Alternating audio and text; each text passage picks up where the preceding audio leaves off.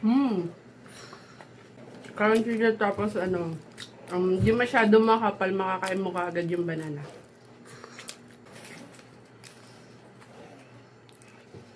Guys, gagawa tayo ng banana turon. So, ang kailangan natin mga Ricardo, ito yung lumpia wrapper. Tapos meron tayong mantika. Tapos meron tayong saging na hinog. Tapos meron tayong asukal. Tapos ito ay harina. Ganyan. Tanggalin mo lang ito siya isa-isa. Ganyan. Dadahanin mo lang para hindi siya mapunit o kaya masira. Ganyan lang. So, ganyan lang. Ayan. So, huwag mo lang pursahin.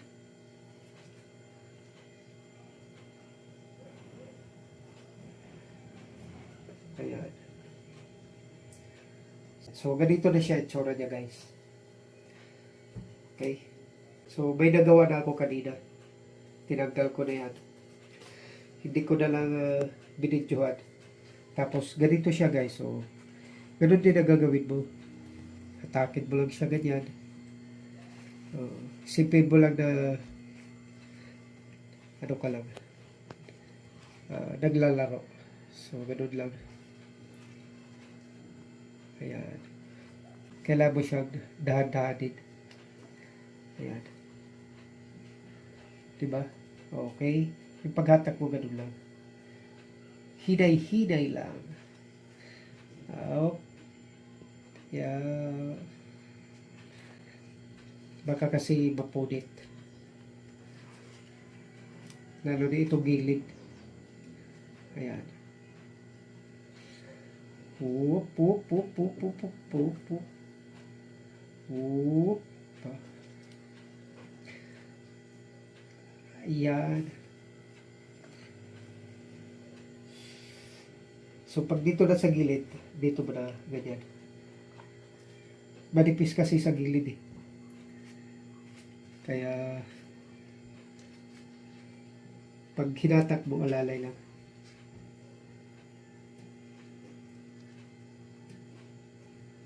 So, madikit siya. Ito lang mahirap eh, pag madikit. Kasi hindi mo pwedeng mamadaliin.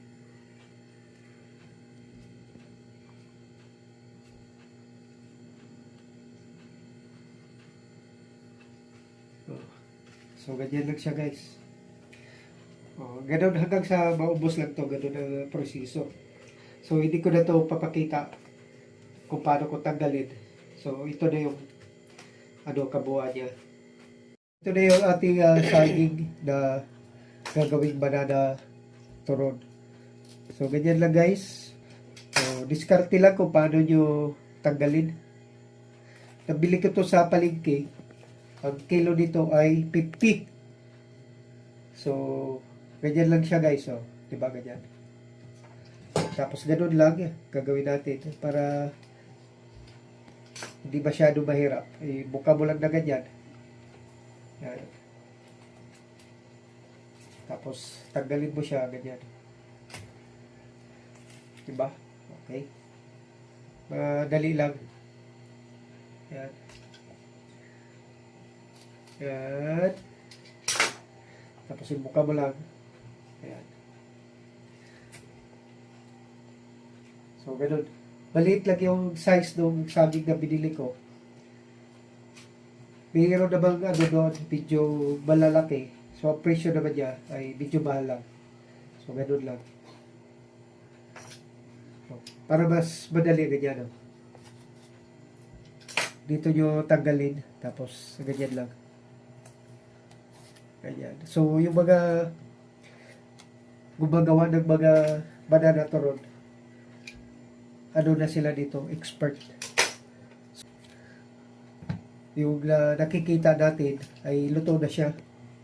Yung mga di pa nakapanood kung paano ginagawa nila. So, ganito lang yun. 10 piraso yung lumpia natin, 10 lang din natin gagawin. 2, 4, 6, 7. So, 3 na lang. Tapos ito yung paghuli. Ganyan lang. Okay. Yan na yan guys. 10. Pwede na yan. Kasi 10 lang yung ating lumpia wrapper. Yung tira dito, tabi lang natin. So ito guys, hatiin ko lang para magiging dalawa siya. Ayan. Ayan. Ayan lang. Diba maliliit lang siya. So, ganun lang. Busin ko lang yung pag-hiwa nito. Ayan. Mas maganda nga dito yung saging na hinog na hinog. Pero wala kasi saging sa palengke na hinog na hinog eh. Kaya ito na lang yung binili ko. Yan.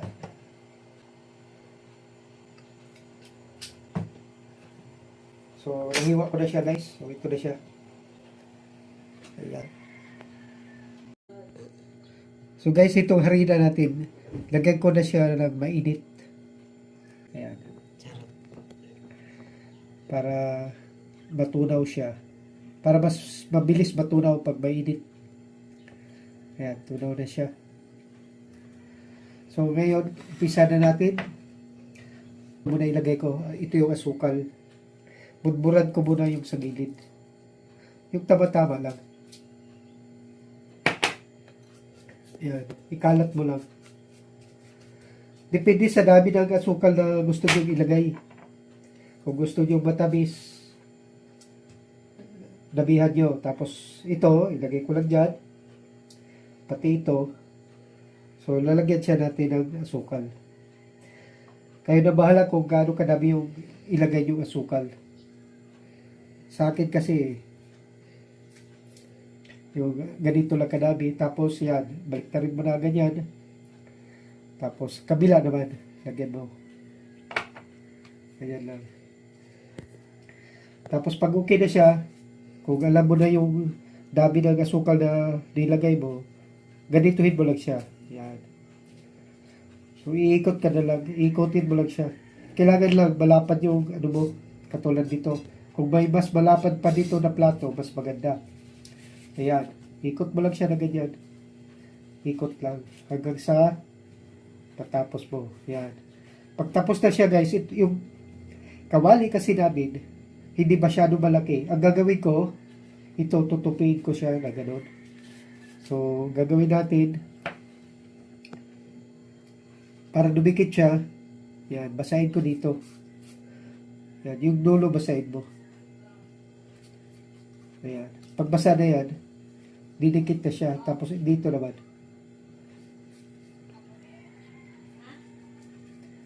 Ayan. Tapos, ganyanin mo lang siya. Pero pag ang kawali nyo guys, malapad, malaki. So, hindi mo na siya kailangan ganituhin. Diba yung nakikita natin sa palengke? Hindi na nila tinutupi kasi yung kawali nila malaki.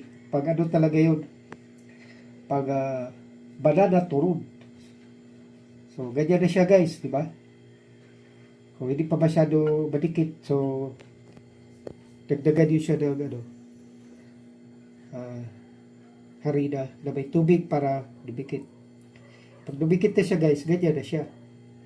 So, ganito na yung tsura niya. Di ba? So, ganyan lang siya guys. So, ganun lang ang proseso para matapos lahat. Tapos yan, ganyan na siya.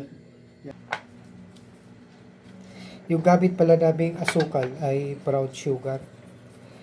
Mas maganda kasi pag brown sugar ang gamitin kaysa puti. Ganito rin yung mga ginagawa ng ano, nagtitinda ng mga banana turun. So, kayo na bahala, diskarte kung paano nyo balutin.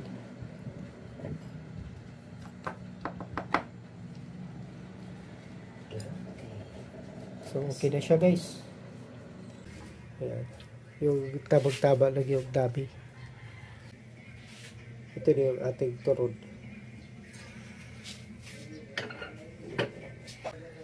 Ilagay ko na yung ating turon.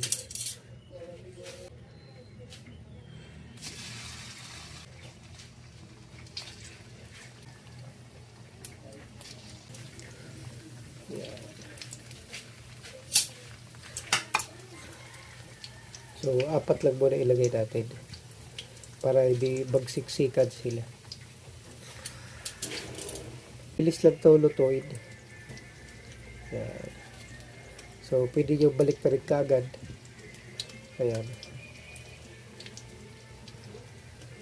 Ganun lang. Kailangan may ganito kayo. Pag-ipit para mabilis balik ka rin. Tapos dito natin siya ilagay mamaya. Nilagyan ko ng tissue para yung mantika dito kakapit. Ito yung aming merienda ngayong hapon. Masarap to na merienda. Mas maganda to pag pag nilagyan nyo siya ng langka sa loob. Yung hinong. Mas masarap at malasa. Tayo lang natin na maluto yung ilalim. Kung gusto nyo mabilis maluto, pwede yung laksan yung apoy. Pero pag nilaksan mo kasi, baka masunog yung pinaka-wrapper niya. Hindi naman tayo nagmamadali. Kaya ayos lang yung ganyang lakas ng ating apoy. Balik na rin natin. Yan, medyo sunog na nga yung balat. Yan. Yan. Pag ganito yung tsura, ibig sabihin luto na siya. So, ililipat ko na siya dito. Yan. Kasi pag matagalan siya, susunog yung balat. Yan. Yan. Ito yung tsura, di ba? Ganito lang.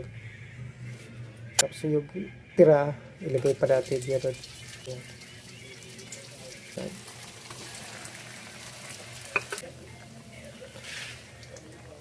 So, ito na yung itsura ng ating finished product.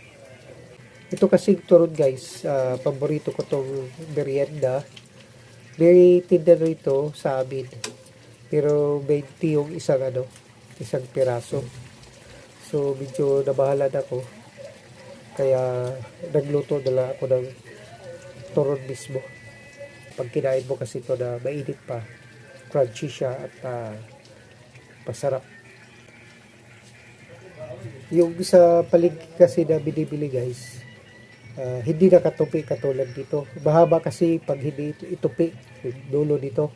So, aabot dito, tapos aabot doon. Pag lulutuin namin, pag iprito ko, so mahaba siya, hindi magkasya dito sa kalanabi. Kasi yung kalanabi, medyo maliit. Kaya ginadito ko. Ayan, tinupi ko siya para pag niluto mo, sakto lang yung haba niya. Yung binibili ko kasi sa palengke, mahaba siya. Hindi nakatupi hanggang dito siya. So mahaba.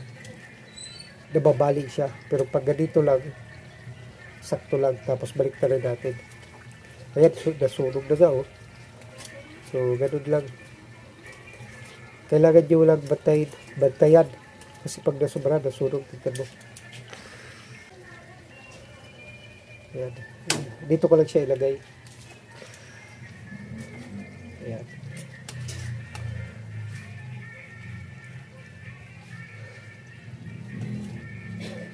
Ayan. Itay natin na yung mantika niya tutulo. Para lang siya lumpiang Shanghai, di ba? Pero ano siya? Banana turon.